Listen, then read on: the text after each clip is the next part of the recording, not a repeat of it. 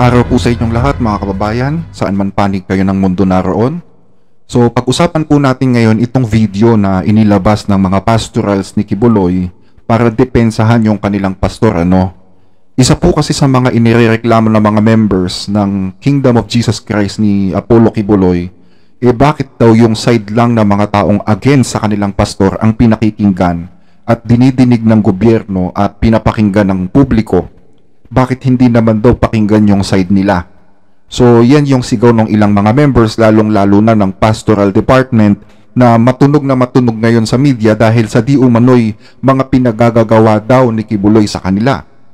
Gaya ng, yun nga, sila ginagawang personal na katulong daw ng pastor at ginagawang tagapagsilbi ng mga spiritual wives ayon kay Arlene Stone, lalong-lalo na yung akusasyon na di umano'y night duty daw na pinapagawa sa kanila. So yan yung kinasasangkutan ngayon nitong pastoral department.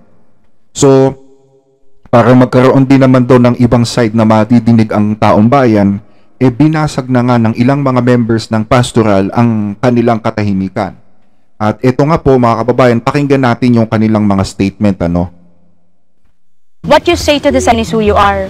Ngayon, yung mga nawala dito, they have already known from the very beginning na merong spiritual standard na sinusunod dito, which is discipline. Kasi kapag nagkamali ka dito, syempre didisiplinahin ka. Kasi ang ini-implement dito is spirituality, hindi carnality. Ngayon, kapag gumawa ka ng carnal na mga bagay dito, face the discipline and consequences. Itong mga lumabas na to, hindi nila tinake yun. Tinapon nila yung mga words of God na natutunan nila kay pastor. Karoon na ng pride, karoon na ng depends sa sarili nilang carnality. Dinepensa nila yung sarili nilang carnality. Kaya nung lumabas sila, ipinahid ngayon kay pastor. Yun yung nangyari sa kanila. Kasi kung titingnan mo yung background nila, ang dami nilang ginawang carnality dito. To the point na hindi natin sinasabi kasi mga babae ito. Ganyan si pastor. Ganyan si pastor magprotekta ng mga babae dito. Ikaw, Amanda, ang dami mong ginawa ditong kabalastugan sa school. Na kung ako mismo, babae, nakakahiya yung ginawa mo. Pero tingnan mo, hindi natin yan binulgar, di ba? Kasi nga babae ka. Tapos ngayon nung lumabas ka, kung ano-anong pinagsasabi mo kay pastor, just to cover up your sin and your carnality.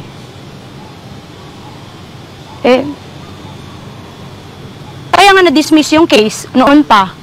Kasi wala siyang enough evidences noon. Ngayon, bubuhayin mo na naman ngayon. Sige, kahit 100 plus pa kayo mag-testify, I tell you, you cannot defend what you want to defend. Kasi wala kayong mga ebidensya. At alam nyo sa sarili ninyo at puso ninyo na inosente si pastor at spiritual si pastor. Mga bayaran kasi kayo. Yun ang totoo. Ayon kay Sister Arlene De Leon, miyembro ng pastoral ministry, sa loob na ng 20 taon, ang pagtanggap sa disiplina ang isa sa mga katangiang wala sa mga taong tumiwalag o dating miyembro ng KOJC, partikular na sa pastoral ministry. So sa lahat ng mga dissidents, sa lahat ng mga nagkliklaim na pastoral sila at naninira ngayon kay pastor, nagpaparatang ng kung ano-ano na maruruming mga maruming bagay, especially yung rape na yan. Alam nyo, kayo yan Kayo exactly kung ano yung sinasabi nyo na marumi against kay pastor, against the kingdom, against the pastoral, kayo yan. So by the way, putulin ko lang yung video. Sa pagkakatanda ko po, itong si Arlene De Leon ay siya po yung napabalita way back 2004 or 2005 na taga Baguio na naimbitahan daw dyan sa Kingdom ni Kibuloy kahit hindi naman daw siya di umano pinapayagan ng kanyang magulang. At after nga daw na ma-invite dyan kay Kibs, hindi na nga daw di umano ibinalik sa pamilya niya. Eto, pakinggan ninyo sa balita mga kababayan.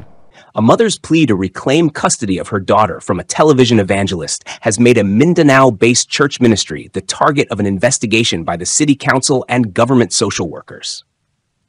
Councilor Jose Molintas presented to the council on Monday a documented report about Erlinda Rion, 60 years old, mother of Arlene. the 19-year-old recruit of the Kingdom of Jesus Christ, Name Above Every Name Incorporated, who became the subject of a 2004 legal battle. Rilon claimed that church founder and leader Apollo Quiboloy had been luring Baguio teenagers and young adults who now refused to return home after being recruited to man Quiboloy's ministry in Barangay Catatapan in Davao City.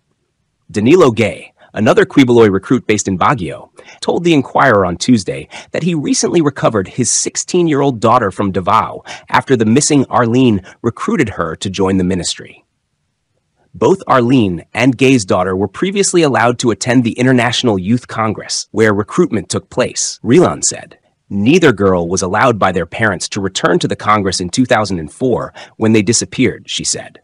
So yan nga po yung balita, no? Pero alam nyo, natalo kasi sa korte itong kaso ng nanay ni Arlene eh. Kasi po, itong kanyang anak ay nag-issue ng affidavit na sinasabi na kusang loob siya na sumama nga daw dito sa grupo ni Pastor Quiboloy. But Rilon lost her case when Arlene issued an affidavit saying she willingly joined Quiboloy's ministry. Arlene had just turned 18 when her mother went to court. We are not forcing Arlene to stay in Davao. She refuses to go home. She really has a calling. She is happy in our music department and even sings during our TV programs, said Flor Malasaga, the church regional coordinator. So yan po yung nangyari dyan. O, tuloy natin yung sinasabi ng mga pastoral. Hindi niyo tinanggap yung disiplina, tapos lumabas kayo ng kingdom, tapos ngayon nanggugulo kayo sa amin. Pero kami, hindi kami nanggugulo sa inyo. Sana irespeto niyo yung privacy. That's your choice eh. Hindi namin pwedeng makontrol yung choice ninyo. So kung choice niyo magpakasama, kayo na lang, wag niyo na kaming isali at wag niyo nang isali si Pastor kasi kahit na anong mangyari, si Pastor ang most spiritual man. Gideny niyo ang paglilingkod, i-deny din kayo ng anak. Kaya mga nag-accuse ngayon kay Pastor, bakit tinatago niyo yung mga mukha niyo? Diba? Bakit niyo binabasa yung script na pinababasa sa inyo? Kasi hindi totoo. Alam niyo sa sarili niyo, hindi totoo lahat ng mga pinagsasabi niyo dyan. Kung totoo yung pinagsasabi niyo, harap kayo. With your bare face. Pakita nyo sa mundo kung yung mga pagmumukha nyo, papa-interview pa kayo dyan sa mga mainstream media, bakit naka-blur? Bakit nakatago yung mukha ninyo? Kasi alam ninyo, puro kasinungalingan ang pinagsasasabi nyo. We pray for your enlightenment. Kayo ngayon na nag-aakusa dyan, kayo na nagsasabi na may mga na-rape, kung ano-anong mga accusations na sinasabi nyo kay Pastor. Truth will prevail sooner or later. There's a big eye up there. You cannot hide all lies under the heavens. Isa lang masasabi ko sa inyo. Conscience will hunt you forever. Kaya, habang maaga pa, please, stand for what is right. Stand for the truth. We pray for your enlightenment. Dahil sabi dito ni Pastor, tinuturo sa amin dito ni Pastor, love your enemy. Please, stand for what is right. At least, as a human being na nandito tayo ngayon sa earth, do what is right. So, spiritually speaking, before Pastor Apollo C. Quiboloy is the appointed son of God. Sa amin, na sumusunod sa kanya dito sa kingdom, he's the most spiritual man. So, ang lahat po ng paratang sa kanya, paratang ng mga dissidents, paratang ng ibang mga officials ng government, paratang ng mga kumakalaban kay Pastor, kami mismo makakasabi na hindi yan siya totoo. Sana lang if masunod natin yung due process of law, sana lang hindi maging one-sided ang government natin. Na yung tinatanong kasi nila is outside the kingdom eh. Sana i-balance rin nila, makausap din kami na mga bona fide na mga workers ni Pastor para makita nyo rin kung ano yung another side of the story. Kasi like sa Senate, puros andun lang na mga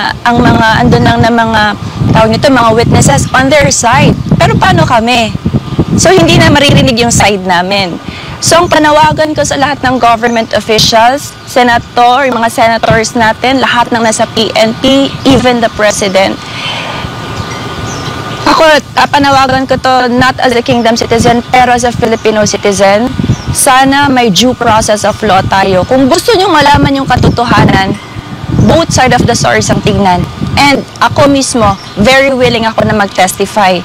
Kahit na at least marinig ninyo ang side namin na nandito sa kingdom, especially sa amin ng mga pastorals. Ayaw kabala ka pa, pastor, kay kami na nabilin diri, mga full-time, mga pastoral, manindugan yun ni para sa imo nga pastor.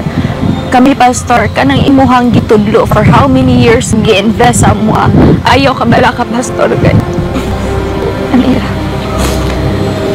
Kay amo agid na siyang panindugan, pastor. Kanang tanang accusation sa imuha, pastor. Kami ang mahimong unang kapag makatestify unsa gyud ka kamaayo. Kung pwede lang yun ni mo siya sa tibuok kalibutan, i-share ko unsa gyud ang goodness sa imuha. Mao ganing makahilak ni kay mag-overflow ang kanang gugma nagibuhat nimo sa mua for how many years na naami diri. So ay pastor, mustan gyud ni ayo kabala ka, pastor, kay imuhang gitudlo na kami, the more kami mahimong strong, the more kami manindugan, miski gikuha ka na nila, pastor, pero the kingdom will magpadayon gyud ni kay ang imuhang mga pulong, pastor, naagid na siya sa mga kasing-kasing, which is dili na gyud na makuha sa yawa, o dili na gyud na makuha or dili na gyud na mabili miski kinsang tao, pastor. Hi, pastor. Pastor, maraming salamat po sa lahat ng ginawa niyo sa amin. Although very painstaking talaga actually on my end na tayo nag-sacrifice sa life ninyo, pastor, para lang ma-save kami sa time ng September 8. Pero lahat ng yun, in-spiritualize po namin, pastor, kasi alam namin that you and the Father are one. I-uphold namin kung ano na sinimulan mo dito, pastor. This property, the central compound and all the other compounds, all the other workers' house and KLCs po, i-defend po namin yan, pastor, kasi blood, sweat, and tears yan, pastor. Alam namin yan, sir, na dyan yung kami gitrain sa sacrifices, pastor. So, this is our abode. Hindi namin to pababayaan na makuha ng kahit sino man, pastor. We know that the Father is with us. Wala man kayo physically, pastor, pero yung teachings niyo, pastor, it's already written sa amin, sa heart and minds namin. Those are the laws na sinusunod namin, especially ang supreme law sa kingdom, na kahit andyan ka po, pastor, sa kalagayan mo ngayon, malayo ka sa amin, pastor, pero still, the supreme law of the kingdom is love. And yan yung nagiging, nag-unite sa amin. Kaya ganito kami ka-strong po, pastor, na mag-defend and to stand. Kahit saan po tayo makarating, pastor, we will stand and defend the appointed son and the whole kingdom nation po. So, siguro, hindi muna tayo magko-comment tungkol dito sa mga statement na to, mga kababayan. Kasi kumbaga sila lang naman ang nakakaalam yan kung totoo yung sinasabi nila o hindi. Hindi natin masabi, di ba? It's their own choice. It's their own statement. So I think hindi muna tayo magko-comment, but instead I would like you to give your own comments and opinions about this video. Ano po ang masasabi ninyo dito sa defense ng mga pastoral ni Quiboloy? So pinost natin itong video na ito, syempre para naman madinig nga natin yung side nila. Yun naman ang kahilingan nila, di ba? Madinig yung side nila. So kayo naman po, mga kababayan, let's hear your side. Ano po ang masasabi ninyo dito sa defense ng mga pastorals ni Quiboloy? I-post lang po ang inyong mga comments sa comment section at pag-usapan po natin yan.